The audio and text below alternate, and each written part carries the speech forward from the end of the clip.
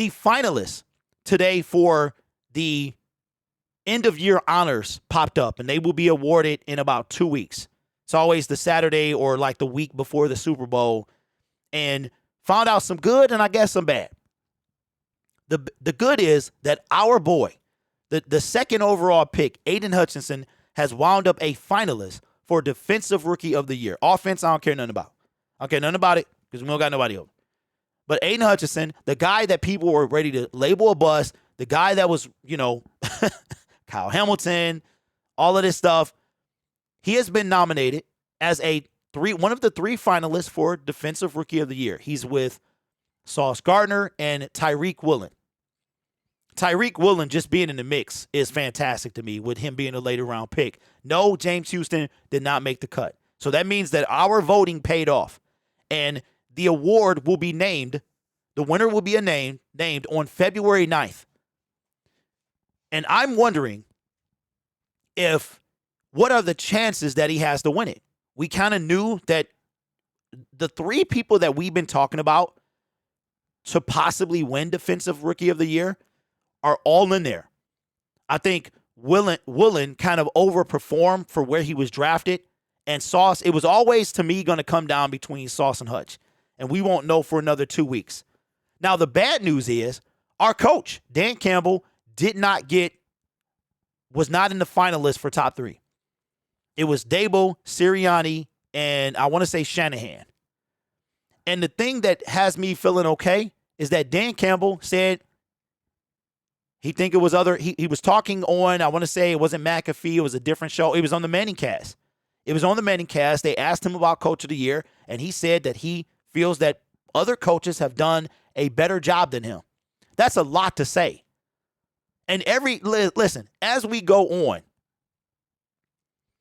and they all made the playoffs. You know what, JG? That's what I was saying. I was saying that as well. I had been saying that during the second half of the season, that if the Lions starting 1-6 make the playoffs, he got to win it. He got to win it. Even with a year where, because of how this is a what have you done for me, right? So in my opinion, this is no bias. And I know we got some Sauce lovers, and as you should, he's pretty good. That my opinion is that it's got to go to Hutch.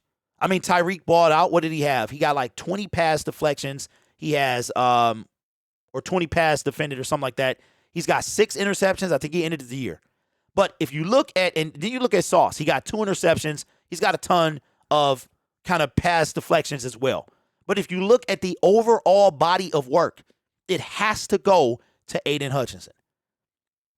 It has to go. Now, the Seattle Seahawks made the playoffs, but at the same time, that in this case, that shouldn't be an issue as far as picking the Defensive Rookie of the Year. You have to look at impact on the game. And I know y'all, if you like Sauce, I know you don't want to hear this, but you have to look at product on the field. You have to look at production on the field.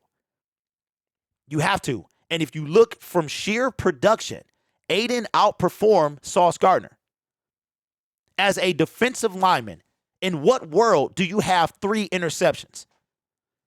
Okay? And the one, and to me, this is what sealed the deal, in my opinion, for Aidan Hutchinson. Okay? If you, and this is with no bias.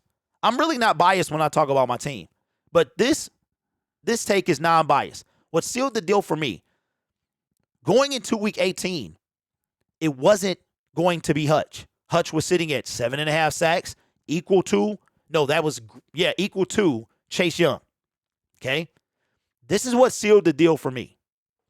The interception the week prior against Justin Fields, the 2 weeks Aidan had to change the viewers, the voters, the 2 weeks he had to change their mind. The outstanding coverage, interception. This isn't, the man dropped back in coverage, read Justin Fields the entire way, picked him off right before the half. I'm talking about, and went up, got the ball at his highest point, picked him off.